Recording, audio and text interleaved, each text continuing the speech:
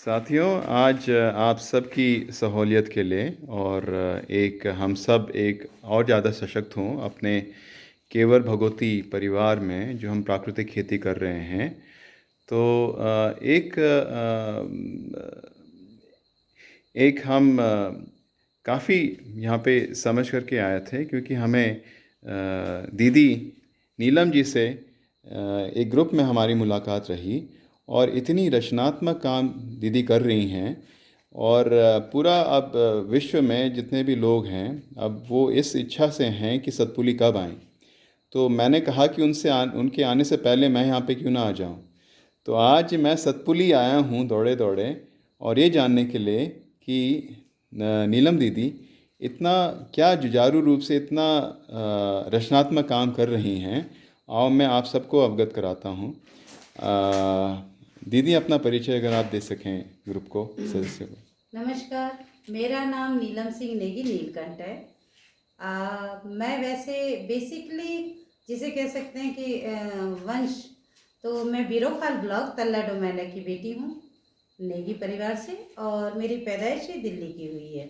और मैं 2019 में पहाड़ में उत्तराखंड का विकास उत्तराखंडियों के साथ इस सोच को लेके सेल्फ मोड में, यानी स्वयं भू होके बगैर किसी की मदद से पहाड़ में आ गई सेवा के लिए। कि जितनी भी चीज़ें मैंने दिल्ली में रह के कई एनजीओ और फाउंडेशन के साथ काम करके सीखी हैं, क्यों ना मैं उन सारी चीज़ों के बारे में अपने भाई बहनों के को जगाऊं, बताऊं कि कैसे प्राकृतिक संसाधनों से को इस्तेमाल करके कैसे हम स्वरोजगार कर सकते हैं, स्वावलंबी बन सकते हैं। जी। और साथियों, मैं यहाँ पे बताना ये चाह रहा हूँ आपसे, क्या आप कल्पना कर सकते हैं कि गाय के गोबर से क्या क्या रचनात्मक चीज़ें नहीं बन सकती हैं। आइए इसके बारे में जानते हैं दीदी नीलम से। और दीदी नीलम ने जो काम यहाँ पे हम सबके सामने दर्शाया है, वो शायद हम किसान भाइयों को सीखने के लिए बहुत ही एक नायाब रहेगा, और हम भी एक स्वावलंबी की ओर बढ़ सकते हैं। ज़रा दीदी, आप कुछ बताना चाहेंगे? मैं आपको ये कहना चाहती हूँ कि सनातन से नवीनतम की ओर, सनातन धर्म में हमारे पूर्वजों ने पहले से बहुत सारी चीज़ें विशेष कर रखी थी, बहुत सारी चीज़ों के लाभ बता रखे थे। आधुनिकता के होड़ और दौड़ के अंदर हम लोग हर चीज़ों से विमुख हो गए। हमने प्रकृति को बहुत तेज़ी से इस्तेमाल करने के लिए बहुत तेज़ी से हमने पेड़ काटे, बहुत तेज़ी से फसलें पाने के लिए हमने केमिकलों, रासायनिक हमने खाद का इस्तेमाल करा। हर चीज़ में हम इतनी तेज़ी करने लगे आधुनिकता की दौड़ पे कि आज हम एक एटम बम के सिरे पे बैठे हैं, यानी एक ज्वालामुखी के सिरे पे बैठ गए, जो कि मैं नहीं, हम सभी अपने दिल पे हाथ रखें तो हकीकत में यही है। ना तो हमें शुद्ध साग सब्जी मिलती है, ना प्योर शुद्ध दूध मिलता है, और ना ही शुद्ध किसी भी चीज़, यहाँ तक कि कपड़े भी हमारे शुद्ध नहीं है, वो भी पॉलिस्टर, नायलॉन और टेरिकॉट वगैरह हो गए। तो हमारा जो युद्ध है, एक तरह से युद्ध चल रहा है, हर कोने में हमारे साथ कोई ना कोई भाई बहन जुड़ा है, और ये चल रहा है शुद्ध का युद्ध। आइए शुद्ध के युद्ध में अपनी अपनी भागीदारी निभाते हैं। उसी तरीके से सबसे पहले गौ माता, यानी समुद्र मंथन में जो भी चीज़ें निकली थी वो बहुत विशेष निकली थी। उनमें से एक थी हमारी कामधेनु गाय, जिसके मुख से लेकर पूंछ तक, पूंछ पकड़ लो तो वैतरणी पार हो जाती है। गाय के गोबर को गीला देखें तो लिपाई के काम आता है।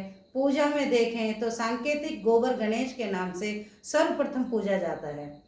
यदि हम उसको कहते हैं लिपाई के साथ साथ, क्योंकि लिपाई बहुत शुद्ध होती है, कीटाणु से, रोगाणु से मुक्त करती है। उसके बाद यदि हम कहते हैं कि थोड़ा सा फुरफुरा हो जाए, पुराना हो जाए, तो खाद के रूप में आ जाता है। यदि हम उपले बना देते हैं तो ईंधन के रूप में आ जाता है। और वो ईंधन हर तरह का होता है, चाहे हमारे चूल्हे में हो, चाहे अंतिम संस्कार में हो। उसके बाद भी राख, यदि चूल्हे की राख है तो बर्तन मांजने के काम आएगी। बहुत बड़ी भट्टी की राख है तो आप फिर खेतों में उसका एक बार फिर से उपयोग कर सकते हैं और उसको उर्वरक प्रदान कर सकते हैं। आप भूमि को एक बार एक और सांस दे सकते हैं जीवन जीने की। तो उसी तरीके से मैंने बहुत सारी तो नहीं कहूँगी, मैंने प्रयास किया है छोटा सा, आप देख सकते हैं। यहाँ बहुत सारी चीज़ें यहाँ से अभी सेल आउट हो चुकी है, क्योंकि जितने भी प्रेमी भाई बहन हैं, जो भी बहुत दूर दूर से आते हैं, जैसे अभी नेगी भाई अभी आए हैं बहुत दूर से मुझसे मिलने, मेरे कार्य को देखने, मेरे को आशीर्वाद और स्नेह देने के लिए, मैं आप सभी की आभारी रहती हूँ। मैं यहाँ दिखाना चाहूँगी सबसे पहले ओम गणेशाय नमः। ये देखिए, ये गांव में हमारे गणपति जी हैं, ये मैं आपको दिखाना चाहूँगी। ये स्वास्तिक है, ये देखें। अभी एक्चुअली में क्या है, ये पुराने होते गए, टूटते गए, अब यहाँ नए हो जाएंगे। सून टूट गई है, अभी और चीज़ नहीं आएगी।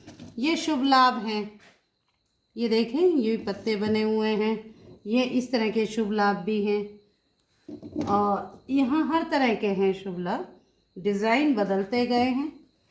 ये सबरानी कब आपने सुने होंगे। ये देखें, बड़े पत्ते हैं शुभ लाभ के। ये देखें, ये भी गोबर से बने हुए हैं। ये आप तोरण बना सकते हैं, बंधनवार बना सकते हैं, शुभ लाभ हैं। यहाँ पर आप दिखाएंगे तो हाथ से बने हुए दिए, यहाँ पर ये उल्टे पड़े हैं, ये आज के बने हुए दिए हैं, जो भाई के सामने ही बने हैं मशीन से, क्योंकि डिमांड बहुत आ चुकी थी हमारे पास दियों की डिमांड।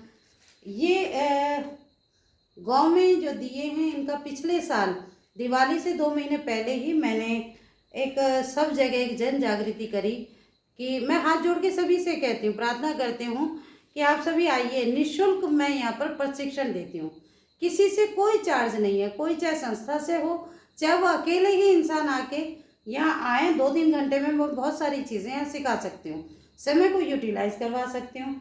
आप इधर देखेंगे, ये देखें, ये मशीन से बनने वाले गाँव में दिए हैं, बहुत आसानी से बनते हैं। पिछले साल हमने सिर्फ गाय का गोबर ही इस्तेमाल करा था, और ख़ासकर बद्री गाय। और इस बार हमने क्या करा कि होड़ होती है ना, होड़ होती है, फिर भी हमने कोशिश करा कि प्राकृतिक शुद्ध रूप से ही इसमें ग्वार गम ही डाला। हमने इसमें कोई केमिकल नहीं डाल रहे हैं, सिर्फ ग्वार गम, जो ग्वार की फली खाने में काम आती है, उसको पाउडर फॉर्म में डालते हैं। उसका फ़ायदा है कि उसका पाउडर जो है पानी के संदर्भ में आके और चिपचिपा हो जाता है, यानी बाइंडिंग कर देता है, ये इसलिए इसमें ग्वारगम डला हुआ है। यहाँ आप देखें, ये आज का काम है। अभी यहाँ पर वो पीछे जो रंग बिरंगे आपको दिए दिख रहे हैं, यहाँ तक मेरा हाथ शायद कद छोटा होने की वजह से नहीं जाएगा। हाँ, आप दिखा दें। ये सारे दिए हाथ के बने हुए हैं, हैंडमेड हैं। ये मेरे बड़े भाई ओमकार, मेजर ओमकार सिंह नेगी साहब ने कहा था कि कुछ ऐसा कलर डालें, तो ये मैंने जो खाने में डालते हैं ना कलर, ये वो कलर डाला हुआ है। तो इस तरह ये यहाँ पर हर तरह के दिए रखे हुए हैं वहाँ पर। अब मैं आपको दिखाती हूँ, साथ साथ में हमने गोबर के गमलों का भी, भाई जरा एक हाथ से इस गोबर के गमले को सीधा कर दें। ये देखें, आप गोबर के गमले को देख सकते हैं। ये देखिए, ये थोड़ा सा बड़ा साइज़ है, अभी हम छोटा साइज़ बनवा रहे हैं, जिसे हम बीज इसमें डाल सकते हैं, बीजारोपण कर सकते हैं, है ना, जर्मिनेशन पॉट बनाएंगे, ये वो चीज़ है। साथ में इसमें क्या है, पानी ऑब्जर्व हो जाता है। आप एक पौधे के साथ समझ लीजिए, राशन, पानी और उसके पौष्टिकता का ध्यान रखते हुए इसमें सिर्फ मिट्टी डालना है, बीज डालना है, ताकि इसमें पूरे 1 साल तक खाद डालने की ज़रूरत नहीं पड़ेगी इस गमले की। अब मैं यहाँ करती हूँ, यहाँ पर भाई ये बड़ा सा पीस उठा दें आप, जाएगा हाथ। ये देखें, ये आपको दिखाती हूँ, ये बीच में एक छेद हो रखा है, ये गौ कास्ट है। ये मशीन मैंने भाई जी को दिखाई थी, अब रात हो गई, ऊपर लाइट नहीं है, नहीं तो मैं वो आपको भी दिखाती, फ़ोटो शायद भाई जी के पास होंगी। ये गौ कास्ट है। पेड़ों को हम लोग जिस हिसाब से, जितनी तेज़ी से हम अपनी ज़रूरत के हिसाब से, चाहे फर्नीचर हो, चाहे जलावन हो, अंतिम संस्कार हो, किसी भी तरीके, चाहे फैक्ट्रियों में हमें ईंधन की ज़रूरत है, बॉयलर में ज़रूरत है, तो हम पेड़ों का बहुत तेज़ी से विनाश कर रहे हैं। उतनी तेज़ी से तो पेड़ होते भी नहीं पैदा। आज बीज लगाइए 4-5 साल में, और उसको बनने में कितना टाइम लगेगा, 20-20 साल, 15-15 साल, जो एक झटके में हम काट के और जला रहे हैं। इससे बेहतर है वेस्ट को बेस्ट करें। गोबर आपके पास है, गाय को आप छोड़े ना, उनके गोबर को यूटिलाइज करें। गौ कास्ट है, बिल्कुल लाइट वेट है, जलने में भी आसान है। इससे आप अपना चूल्हा भी जला सकते हैं तो इनसे अंतिम संस्कार में भी आप कर सकते हैं। गाय के गोबर बायोगैस उत्पन्न करता है। कोई भी गैस हमारे इंसान के लिए ये कम नुकसानदायक, देखिए स्मोक हमेशा नुकसानदायक होता है पर ये कम नुकसानदायक हो रहा है। ये गोल है, इसके अलग अलग तरीके हैं। एक तो ये गोल बनाया मैंने, अब मैं आपको और दिखाती हूँ। एक ये देखिए, ये चौकोर लकड़ी है, ये देखिए इसमें भी वही छेद है। ये चूल्हे के लिए या बड़े तंदूरों के लिए या बड़ा जो खाना बनता है, हम गैस का तो बड़ी तेज़ी से इस्तेमाल करते हैं। कभी हमने सोचा है कि हम इस तरह की यदि रोटी खाएंगे इसके ऊपर तो हमें गैस की प्रॉब्लम ही और अन्य प्रॉब्लम नहीं होगी, ये मेरा मानना है। तो ये हो गई। और जलाने की लकड़ी ये बड़े साइज़ की होती है, छोटी टूट चुकी है इसलिए मैं ये दिखा रही हूँ। साथ में अब मैं आपको दिखाती हूँ, ये देखिए ये हवन की लकड़ी बनाई मैंने, ये गोल है, ये लकड़ी है गोबर की। इसमें आम पीपल की समीधा है। हमने पेड़ नहीं काटे, जो हमें नीचे गिरे हुए मिले वो टुकड़े हम उठा के लाए, उसी से बनाए। उसका पाउडर है, आम पीपल की लकड़ी का पाउडर हो गया। इसमें देवदार के कुछ, जैसे किसी ने देवदार का काम कराया था, उन्होंने कुछ बनवाए थे, तो कुछ कट्टे वो घिसाई वाले होते हैं ना, छिल्लन, वो हमें किसी ने कहा कि हमारे पास वो है, हम आपको वो अपनी तरफ से गिफ्ट करना चाहते हैं। तो हमें वो 10-12 कट्टे हमें मिले, थैले छोटे छोटे, तो उसको हमने पाउडर फॉर्म में डाल दिया। थोड़ा सा देवदार की लकड़ी है, इसमें रोज़मेरी की सूखी, ये देखिए मैं आपको दिखाती हूँ इसकी टहनियाँ रोज़मेरी की। ये वेस्ट है, लोगों की नज़र में वेस्ट है, मेरी नज़र में बेस्ट हो गई। ये रोज़मेरी का है बचा हुआ हिस्सा, तो ये भी इसमें पाउडर फॉर्म में है। यहाँ पर कुंजू यानी हमारा कुंजू, पहाड़ी लैंग्वेज में कुंजू है, इंग्लिश नाम है इसका आर्टिमिशिया। आर्टिमिशिया है, इसकी अपनी खुशबू होती है। पहाड़ में ये ऑलरेडी हमारे देवताओं को जागृत के काम आता है। ये सबसे पवित्र बूटी इसलिए माना जाता है, पूजा पाठ में इसी का काम है। यदि पूजा में देवताओं का आह्वान किया जाता है तो उस वक्त भी इसे देसी घी में टच करके और अंगारों में उनका जो अरोमा है वो देवताओं के नाम पर जागृत किया जाता है, दिया जाता है। और इसको भी मैंने, ये पहाड़ी है और इसको मंगवा रखा है। इसको हम छाँव में सुखाते हैं, सुखाने को तो धूप में सुखा दो पर इसका अरोमा खत्म हो जाएगा। छाँव में सुखाएंगे। ये देखें आप, यहाँ पर ढेर लगा है, जगह जगह झाड़ का ढेर लगा हुआ है। ये सुखा रखा है। ऐसे सुखाने के बाद इसे पीसा जाता है ना। तो ये कोई भी चीज़ है, आप यहाँ देख लें, छोटा इसकी कटर करा जाता है। अब मैं आपको यहाँ दिखाऊंगी, देखिए ये हमने जैसे चॉप कर लिया, इसी को ये चॉप कर रखा है, जैसे हाथ से अपना मैं चॉप करती हूँ। इसे चॉप करने के बाद इसका पाउडर फॉर्म में जाता है, तब ये लकड़ी, यानी ये गोबर की लकड़ी है। आप देखें, आपको आवाज़ आएगी, ये लकड़ी की तरह आवाज़ है, गोबर का है, प्योर गोबर। इसमें देवदार, इसमें सूखे फूलों का जो वेस्ट हो जाते हैं, जो आपके शादी पार्टी में आप फूल लगाते हैं, आप फिर मालाओं को फेंक देते हैं। यहाँ भी जो प्रोग्राम है, वेडिंग पॉइंट है एक आगे, वहाँ की जो हुआ था, या ऊपर आश्रम में जो प्रोग्राम हुआ था, वहाँ के जो फूल बचे थे यूज़ होने के बाद, वो मैंने कलेक्ट करवाए। मैंने प्रार्थना की कि मुझे वो फूल दिए जाएं, तो उन्होंने वो मेरे लिए फूल संभाल के रखे। मैंने छाँव में सुखा के उनको पीस दिया, वो पीसे हुए भी मेरे पास फूल पड़े हैं। गोबर मैंने सुखा के पीस रखा है खुद, आपको मैं दिखा देती हूँ। कोई भी चीज़ गलत या झूठी नहीं है, आधी अधूरी जानकारी नहीं देती।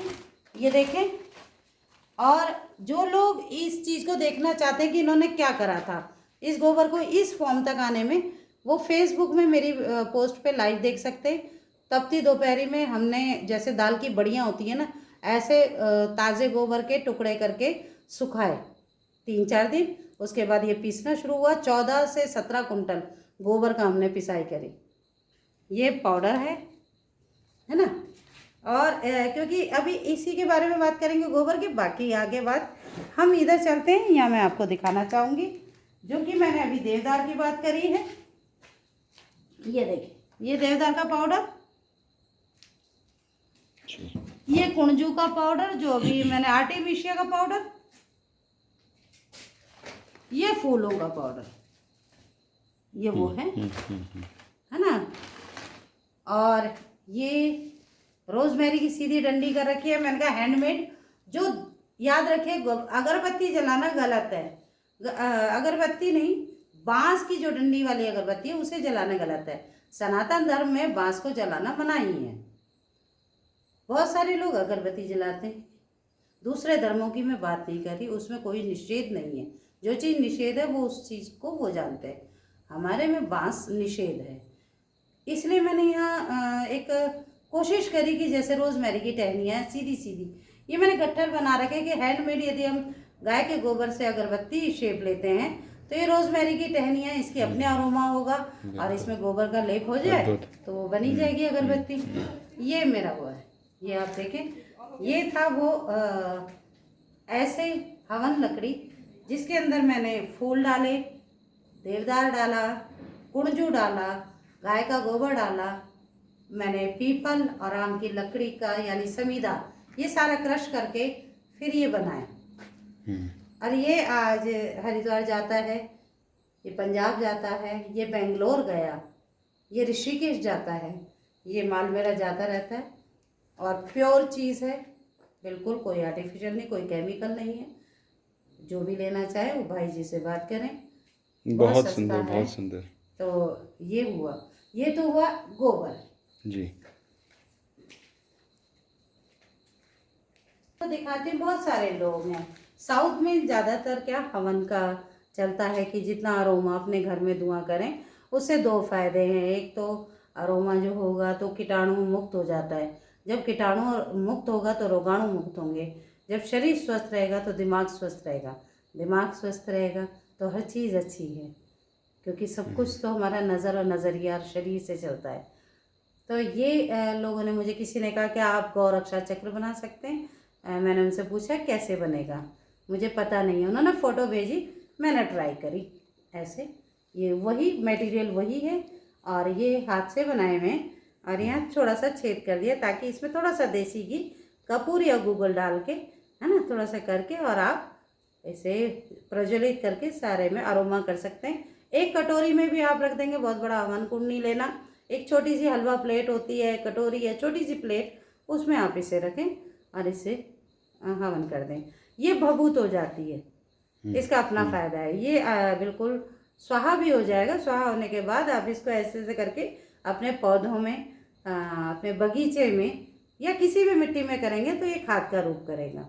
ये नुकसानदायक नहीं है। हम जो दिया बना रहे हैं उसका हमारा एक रीज़न है। दिए तो मिट्टी के भी बहुत सारे मिलते हैं, पर मिट्टी के दिए क्या है, इस्तेमाल करो, इस्तेमाल करने के बाद उसे जब हटाते हैं, उसे क्रश भी कर देंगे तो आप यकीन मानिए वो दोबारा मिट्टी उपजाऊ नहीं बनती। उसका कारण है उसमें 3 तत्व का समावेश होना, अग्नि, जल और मिट्टी। तीनों तत्व जब इकट्ठे होते हैं, अग्नि जल के साथ मिट्टी को गूंदा जाएगा, फिर उसका पॉट बनता है यानी दिए बनेंगे, फिर वो आग में तपाया जाता है। जहाँ आग के साथ सम्मिश्रण हो जाता है फिर वो किसी कार्य नहीं रहता। वो मिट्टी आप कूट के भी उसका चूरा बना लें पर वो उपजाऊ नहीं रहेगा मिट्टी। हम लोग जो गोबर के दिए बना रहे हैं उसका क्या है, आपने इस्तेमाल किया, उसको प्रज्वलित किया, यदि वो गोबर दिया जल भी जाता है तब भी उसकी राख आप अपने पौधे की जड़ में डाल दें, वो खाद है। नहीं जलता है, कच्चा गोबर है, उसको क्रश करें और क्रश करने के बाद ऐसे करके आप पानी के साथ घोल दें या वैसे भी कर दें या पौधे के उसमें जड़ में डाल दें तो वो आपकी खाद बन जाएगी। वो जहाँ भी गिरेगा वहीं से मिट्टी जिंदा हो जाएगी, यानी जीवन लेगी, भूमि उपजाऊ होगी। ये तो रहा गोबर का। अद्भुत। और दीदी आप कुछ और भी रचनात्मक चीज़ें कर रही हैं, जरा आप उसके बारे में भी थोड़ा रोशनी डालिएगा। हाँ, मेरी जो सोच है, मेरा जो सोच नहीं, मेरे जो कार्य करने का एक सपना है जिसे मैं पूरा कर रही हूँ, जो सेवा दे रही हूँ। मैं प्राकृतिक संसाधनों से कैसे हम इसको इस्तेमाल करें। प्राकृतिक रेशे हमारे पास बहुत सारे होते हैं। पहाड़ में स्पेशल 3-4 तरह के रेशे हैं, जैसे भीमल, जिसे वंडर ट्री कहा जाता है। ये चारा पत्ती का एक पेड़ होता है, दिखने में ऐसा लगता है शहतूत का पेड़ हो। और भीमल है, वंडर ट्री, उसका पत्ते होते हैं चारा पत्ती के, उसकी टहनियाँ जो होती हैं पहले के टाइम में उसे कूट के, हरी टहनी को कूट के पानी में रब करते थे तो शैम्पू करते थे, तो शैम्पू और कंडीशनर दोनों एक ही से हो जाता था। पर धीरे धीरे बड़े केमिकल वाले और बड़े प्यारे प्यारे शैम्पू आ गए और उन शैम्पू का हमने इस्तेमाल करा, हम इसको भूल गए। उसके बाद भी क्या होता था, जो मोटी हो गई टहनियाँ उसके ऐसे गट्ठर बनाए और रनिंग वाटर में वहाँ रख देते थे 1 महीने के लिए, 20 दिन के लिए, तो उसका जो फूल जाता था, उसकी छाल फूल जाती थी सूखने के बाद ना, पहले सूखता था फिर पानी में तो छाल फूलती थी, उसके रेशे मिलते थे।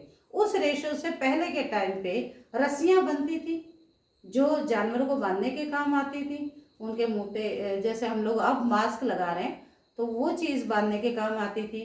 और पायदान बनते थे और दंड कहा जाता है कालीन को पहाड़ी लैंग्वेज में, उससे वो बनते थे। ये तो बहुत परंपरा सनातन है हमारी, मतलब हर जगह की अपनी कुछ पुरानी कल्चर होते हैं, पुराने हस्तशिल्प होते हैं, उनमें से ये भी था।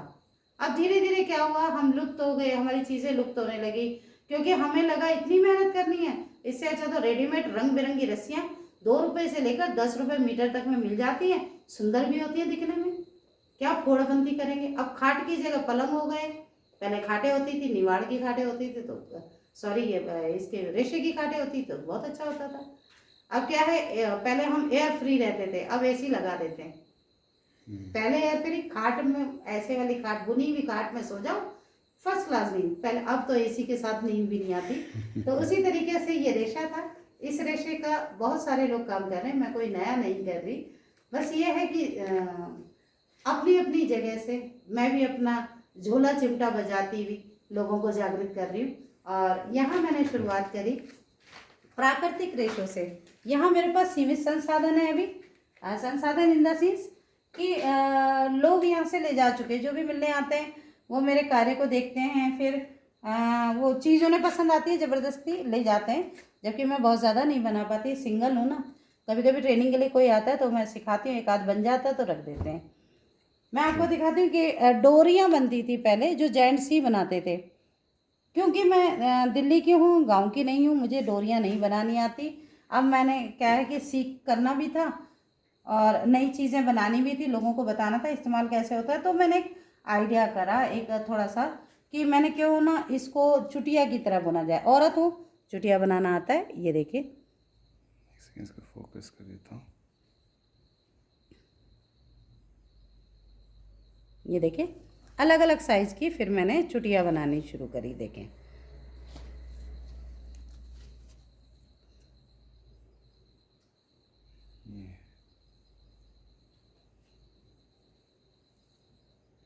ठीक है। अभी ये जो चुटिया बनाती चली गई मैं, इससे मैंने क्या करा, चप्पलें बनाई, थोड़ी मोटी चुटिया, जिससे ये चप्पल बन गई। ये प्राकृतिक रेशे की चप्पल है। इसकी सिलाई, ये देखिए, धागा अभी भी इसी में है, ये सूती धागा है, बिल्कुल मजबूत सूती धागा। ये धागे से सिलाई करी ताकि पूरी तरह पूर्णतः प्राकृतिक रहे।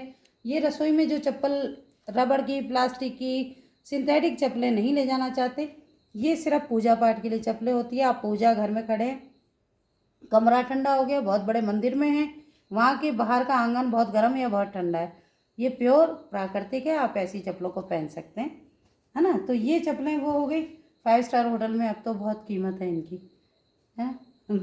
तो ये चप्पलें हैं। अब प्रॉब्लम थी, मैंने किसी बहन से मदद मांगी तो उन बहन ने ये डिज़ाइन बनाया। मुझे ये डिज़ाइन देख के नहीं मज़ा आया, मेरे को नहीं लगा ये चप्पल जैसा चप्पल लग रहा है। फिर दिमाग में घंटी बजती रही, टिन टिन टिन, रात को सोने नहीं देता, मेरा दिमाग खुद ख़राब हो रखा है पूरी तरह से। तो फिर मैंने उसको देखा, मैंने कहा क्यों ना शेप होनी चाहिए चप्पल की। तो फिर मैंने ये एक R&D करी, लोकल काम करा, ये मैंने ये शेप बनाई। अब क्या है, ये सिर्फ एक दिखाने के लिए है, और यहाँ पर क्या है, चप्पलों का शेप फिर बनता गया, जैसे कि आप ये देखेंगे, ये चप्पलों का शेप बना हुआ है ना। तो ऐसे करो, बहुत सारी चप्पलें मैं दे चुकी हूँ। अब ये हैं, देखें, ये भी शेप बना हुआ है। तो पहले ऐसे बना के रख देती हूँ, इसके ऊपर फिर किसी को चौड़ा पट्टा चाहिए, सिंगल चाहिए, 2 पट्टे चाहिए, तो उनके हिसाब से बन जाता है। ये तो हुई चप्पलें। कोस्टर, ये डाइनिंग टेबल मैट, देसी जुगाड़, डाइनिंग टेबल मैट है। है ना। इसी तरीके से कोस्टर भी थे। कोस्टर बहुत जगह जा चुके हैं। यहाँ का जो कोस्टर है श्रीनगर के लैंसीडाउन के विधायक हैं महेंद्र दलीप सिंह जी, वो हमसे ये ले जा चुके हैं। वो रसायन प्रोग्राम में मुझे मिले थे। मैं वहाँ भी यहाँ ये चीज़ों के बारे में लोगों को जागृत करी थी, उन्होंने मुझसे ख़रीदा। तीरथ सिंह रावत जी मुख्यमंत्री सर बनने से 2-3 महीने पहले इस यूनिट में आ चुके हैं, वो फ़ोटो हैं मेरे पास। तब मेरा मशरूम भी चल रहा था, मैं ऑयस्टर मशरूम की भी ट्रेनिंग देती हूँ। मैं चाहती हूँ कि हमारा उत्तराखंड पहाड़ी जो परिवेश है, यहाँ पर बहुत सारे संसाधन हैं, पता नहीं क्यों लोगों को दिख नहीं रहे, या दिख रहे हैं तो इग्नोर क्यों मार रहे हैं, मुझे ये भी नहीं समझ में आ रहा है। बस मुझे इतना पता है कि मेरी जो चंद सांसें बची हैं उसमें मैं पूरी तरह से लोगों को जगाने में लगी हूँ। बस मैं लोगों से यही कहती हूँ कि आइए एक बार ये देख लीजिए कि आपके हाथ में क्या क्या चीज़ें हैं, और इतनी बहुमूल्य अनमोल चीज़ें हैं कि पैसे की कमी नहीं है। और ये क्या चीज़ बनाई है आप? ही टोकरी, ये ढीली अरे सी वाह, टोकरी कितनी है, अच्छी पर बनाई अच्छी है। वाली टोकरी तो निकल गई हैं। ये कितना अच्छा है काम ना, किया है। ये Very बहुत nice। सुंदर बनती हैं। ऐसे बहुत लेडीज़ बैग सुंदर। भी होंगे, निकल चुके हैं मेरे ख्याल से, एक आध पड़ा होगा, पता नहीं निकल गया। हाँ निकल ही गए दोनों बैग निकल गए यहाँ से, ऐसे ना। ये एक ये रहा, देखिए। अरे वाह, पोटली, पहाड़ी ये पोटली। पहाड़ी पोटली, दादी अम्मा की पहाड़ी पोटली, है ना। अद्भुत, बहुत ही अच्छा। नहीं मेरे अच्छा, ये घोंसला बनाने की कोशिश करी आपने? ये मैंने पिरुल पढ़ा था, वहाँ साइड में है, हाँ हाँ। वहाँ से घोंसला बनाने की कोशिश करी। जो ये प्राकृतिक, ये रेशे बच गए चप्पल बनाने के बाद, बेकार हाँ जी, बेकार। हाँ जी, हाँ जी। मैंने कहा मैं इसमें ऐसे करती हूँ, तो देखें चिड़िया कहीं बैठती है कि नहीं, ट्राई। अद्भुत। क्योंकि हम उम्र में कितने भी बड़े हो जाए, दिल तो बच्चा है जी। आइए, मैंने कोशिश करी योगा मैट बनाने की, देखिए।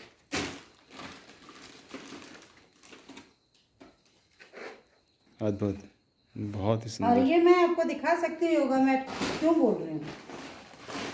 आप इस योगा मैट से तो परिचित होंगे, जो कि बाजार में मिलता है, ठीक है। बिल्कुल। अब मैं आपको बताती हूँ, ये रैक्सीन है, इसके अंदर फॉर्म है, ये हमारा ही बना हुआ है, मैन्युफैक्चरर। ये जब मैं दिल्ली में थी हमारा बना हुआ है, ये हमने रैक्सीन खरीदी, इसके अंदर फॉर्म है, सस्ते से सस्ते वाला।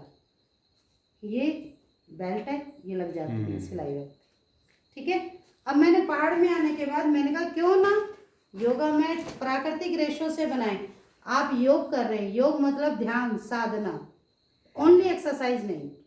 आप सिर्फ एक्सरसाइज नहीं कर रहे, ओनली एक्सरसाइज नहीं, हमने क्या है स्टेटस लेवल बढ़ा दिया है। योग मैट, हम योगा मैट खरीद रहे हैं, हम भूल गए कि हम फिर ये क्या कर रहे हैं।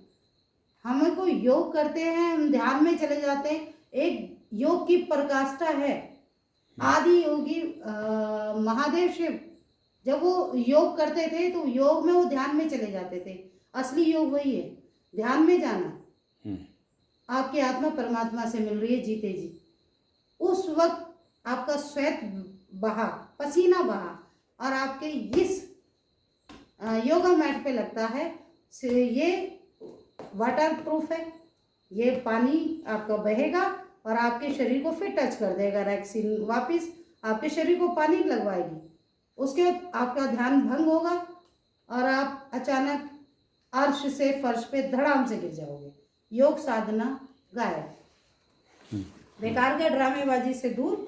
ये सिर्फ ये दिखा रखा है, इसका साइज वगैरह आप देखें, मैं आपको दिखाना चाहूँगी कि साइज ये, और मेरा योगा मैट ये। अद्भुत। ये फाइनल होने वाला था, अभी किसी कारणवश रुक गया। ये देखिए सेम है, और मैं फ़ोटो भी दिखाऊंगी। एक योगा मैट बना था जो राम हिमालयन यूनिवर्सिटी ट्रस्ट के युवा विकास अधिकारी शिवम ढोलियाल जी है, वो मुझसे एक, जिसका मैंने एकदम सेम नकल बनाई, हैंडल वैंडल करे। मैंने कहा भाई मेरा रफ है, मैं मशीन नहीं, मैं हाथ से ही इस रेशे को हाथ से बुन रही हूँ और हाथ से इसका कर रही हूँ। ये देसी जुगाड़ है, उससे मैंने ये बनाया, कोशिश करी। इससे हम योगा मैट बना रहे हैं, इससे हम आसन बना रहे हैं, इससे हम चप्पलें, coaster, dining table mat, ladies purse और साथ में हम बनाते हैं फुट मैट। तो ये है मेरी एक छोटी सी वो।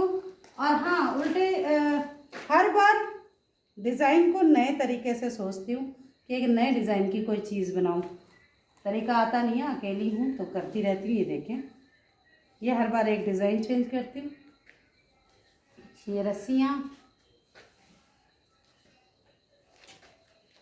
यदि किसी को ना इतना मोटा कालीन, कहते हैं ना मोटा कालीन होना चाहिए, तो ये कालीन के लिए वो रस्सी है, इसको भी बुनाई हो सकती है। ये देखें, बहुत अच्छा है ना। यहीं पर ये रफ आप देख सकते हैं। ये देखें, ये देखें। अब वो जो रात भर नहीं सोने दिया सड़े से दिमाग ने मेरे, तो मैंने क्या करा कि मुझे था कि मैं चप्पलों को एक नए रूप में बनाऊं, यानी चप्पल जैसी शेप। ये एक डिज़ाइन मैंने करा। पहले मैं एक गत्ते के डब्बे में कीले लगा लगा के, नट बोल्ट वाली लगा के मैं काम कर रही थी। जब मेरा फाइनल हुआ तो मैंने एक भाई को वो डिज़ाइन कागज़ का काट के दिया और उससे, अब ये देखिए ये क्या है। अब यहाँ का बिल्कुल सिंपल फार्मूला, जो नए लोग भी हैं और इस काम को करना चाहते हैं। अब ये 3 कीले लगा दी, ये ऐसे मैंने फंसाया इसको, ये रहा, ठीक है। अब यहाँ से मैंने करा ये 2। यदि हम छोटी चप्पल बना रहे हैं अलग है, जेंट्स की चप्पल बना रहे हैं उतना ही है, इसको उतने ही रिंग बनाने हैं ऊपर, ताकि ये चौड़ा हो सके। जितना छोटा साइज होगा उतने कम रिंग बनाएंगे। अब हमने इसको ये करना है इधर, ये देखें, ये देखिए, बस इतना सा करना है। अब इसको हमने ऊपर खींच लेना है। ये रहा, यहाँ ये धागे आप देख ही रहे होंगे, क्योंकि मैं हर बार जब सिखाती हूँ तो सिलती हूँ, उधेड़ती हूँ हर बार। ये धागे, ऐसे धागे बड़े सुई से ऐसे पार करें, इसको यहाँ करके जोड़ दिया। ये अच्छी तरह से जोड़ने के बाद और हर एक राउंड मारना, फिर एक सिलाई, एक राउंड, ऐसे करके हमारा एक बढ़िया वाला चप्पल तैयार। यानी ये अद्भुत। ये तो चौड़ा है, ये तो सिखाने के लिए, हाँ जी, पर हाँ वो जी। छोटा भी हो सकता है, क्योंकि हमने जितना छोटा साइज, ये जो बहुत सारे लोग आते हैं, हाँ देखिए ये मैडम दिखा रहे हैं, हाँ लाई मैडम, ये देखिए ये साइज है। ये तो जब हर बार, कई बार उधेड़ने का टाइम नहीं मिलता ना, तो मैं ऐसे ही रख देती हूँ, फिर बाद में आराम से उधेड़ती हूँ। ये ऐसे बनता है। अकेली बहुत हूँ, अच्छा। फिजिकल अनफिट हूँ, इसलिए जो शिष्य पद्धति से मेरे पास एक गांव है, बंदूड़ गांव, वहाँ से भी एक बेटी आई थी, 4 महीने सीख के गई। एक बेटी ईड़ा पंचूर से आई थी, वो 7 महीने रह के गई। अभी कुछ दिनों में फिर शिष्य आ रही हैं, वो कुछ दिन मेरे साथ रहेंगी इस काम को सीखने के लिए। मैं निःशुल्क प्रशिक्षण देती हूँ। पहले मेरे पास पैसा था तो मैं कहती थी कोई बात नहीं, आइए कुछ महीने सीखिए जाइए। अब मैं कहती हूँ प्रशिक्षण अब भी निःशुल्क है, बस आए तो प्लीज़ अपने खाने का खर्चा ज़रूर अपने आप कर लें। मैं खाने का खर्चा नहीं उठा सकती, पर प्रशिक्षण निःशुल्क दूंगी। मार्केटिंग की जिम्मेदारी मैं लूँगी। आप बनाइए, क्वालिटी बेस्ट से बेस्ट आप बनाइए। जो मेरा दिमाग है वो मैं आपको दे रही हूँ, वहाँ से आप अपना दिमाग शुरू कीजिए। यानी यदि मैं 2 नंबर पे हूँ तो बाकी के +1 करके आप 3, 4, 5, 6, 7 कर सकते हैं। आपको 0 से ज़रूरत नहीं है, 0 ऑलरेडी पीछे मैं लगाऊंगा। बहुत बहुत बहुत शुक्रिया दीदी, इतना कुछ आप कर रहे हैं और आपके यहाँ पे आकर के वाकई एक बहुमूल्य दर्शन हुए हैं। आपका बहुत बहुत आभार। शमन्या भी आपको, और नमस्कार जी। जी जोगराज राव। जी नमस्ते। प्रणाम प्रणाम प्रणाम। प्रणाम।